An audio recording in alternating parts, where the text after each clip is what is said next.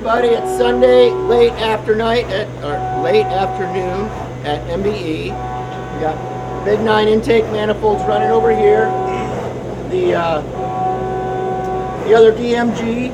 So we're switching over. It was ran big 9s all last week, and then we'll go on to whatever's next on the agenda. I'm not sure what's next on the agenda for that, but Scott's coming in later tonight. Scott was in here earlier. Joey was in here earlier. And they're the ones that take care of all the machines and all the CNC and the program and everything like that. They can keep this going. So they came in Saturday and Sunday, so we could finish op 1 on all of the big 9 manifolds. So as you know, as you've seen, we do those big 9s in halves. So that's a lot of pieces that were machined there. So 1, 2, 3, 4, 5, 6, 7. There's 18 halves that have been machined. 19 is in there.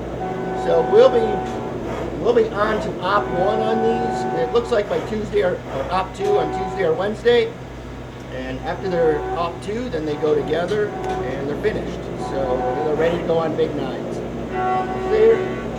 Last week, you saw we had seats and guides and everything in big 9s after op 1. We've run all these this week. There's a couple more sets over here, but so these ran all week. So we're keeping up with everything. We always try to stay ahead of the valve order and things like that. And then from here, they get valve job. Well, from here, the guides get home.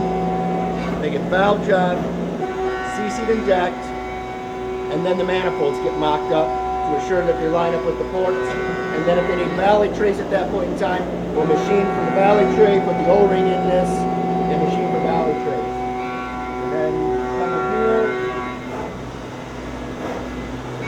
It's a little bit of a hot mess, but there's just a lot going on.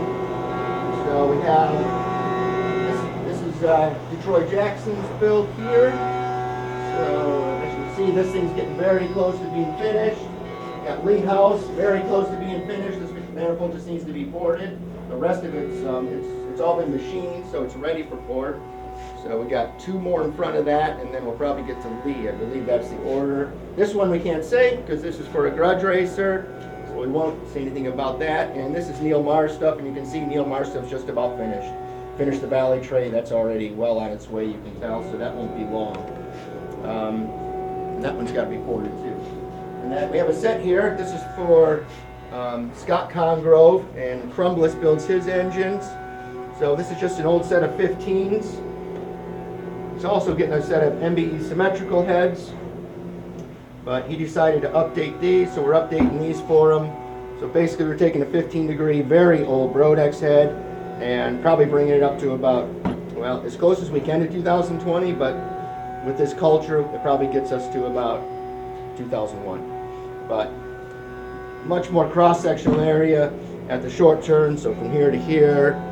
So the motor will be so much happier. This thing has way too much taper rate in it, so it's going to help all of that. It'll pull more fuel. It should make something, I would say that something like this will probably make about 60 or 70 horsepower. And because it's going to have so much more signal to the carburetor, I don't think it's going to take any more jet because it'll be that much more efficient because the fuel is going to be pulled in. And then just got big 9s, we got 12 degree small block Fords, manifold here. So we're finished with this. This person was he had hood clearance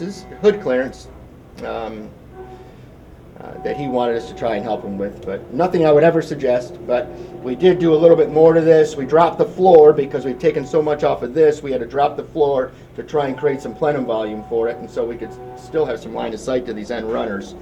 So a lot more work went into this. It actually added about 12 more hours to it, but it needed to be dropped. It needed some plenum volume in it. And then so out here, just everything staged to go on the CNC. So it's just keeping things rolling.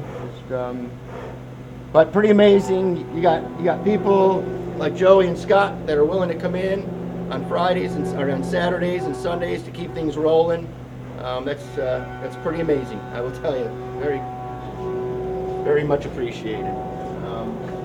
Another set of big nines here to be machined. So this got op 1 done already. So we got the seats and guides on it, goes to op 2. And then from there, it'll look like the other ones we spoke about. And then there's just stuff in here to be serviced. We repair all our own heads and all that. So just all this stuff's in here to be serviced. It's crazy, like most of that stuff came in this week. When we spoke, we got a finished set of Dart LS 10 degree. I think this one's a little crazy. This is for an endurance application, twin turboed. Something like this will probably make 22 to 2,500 horsepower, and it's in an endurance application. In my mind, I feel it's insane, but I cannot imagine 2,500 horsepower in an endurance application. Good Lord. But I'm glad they chose us. How's that? And we'll put all the right valve spring technology and all of that to make sure that he doesn't have any of those issues. And then this stuff is in here lined up. These are here to be, well, that just needs to be serviced. Hone guides. So Dave on Friday knocked out a bunch of heads with the hone and the guides in them so they can go to valve job. You see a lot of stuff is finished. We have a set of, these are always eye candy. Oh. Do not move, because sometimes I come in on the weekend and I move things, and Dave has everything organized, and I think I'm a thorn in his side sometimes. So, but these are beautiful. These are the MBE 4800 bore space, like Pro Mod style heads. So these would go on like the Brad Anderson platform. So I would say that like this platform is probably the most successful drag race engine of all time. You figure he did this in the early 80s. It's 40 some odd years later, and it still is the go-to piece. So, I mean, hats off to Brad Anderson, boy. We're gonna, you know, it's gonna be really hard to fill those shoes. That's for sure. But, so those are those. These are great. These go on truck pull applications, all our Pro Mod stuff. You know, just and all that stuff gets dynoed, and we always do really good on the dyno. We always have good dyno results, and that's why we continue to sell them. The proof is there. And then I got some more over here. This was a repair here. So this one was a little rough looking.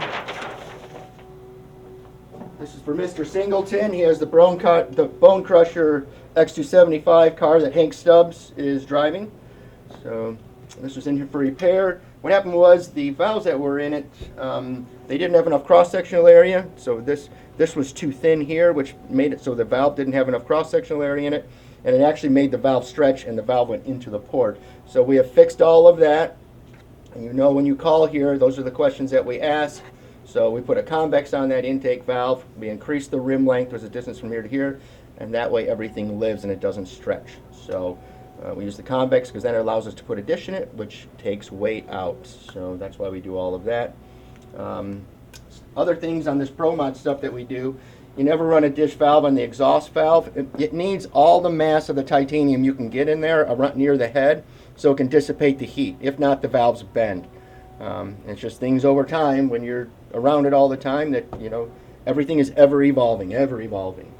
So this thing was this thing was a hot mess. This was a real mess here. But as you can see, looks like a brand new set of heads. It's going to run like a brand new set of heads. It's actually going to run a lot better because it has the right valves and stuff like that in it. But so you'll see that black Chevelle with flames on it here with their MBE heads soon.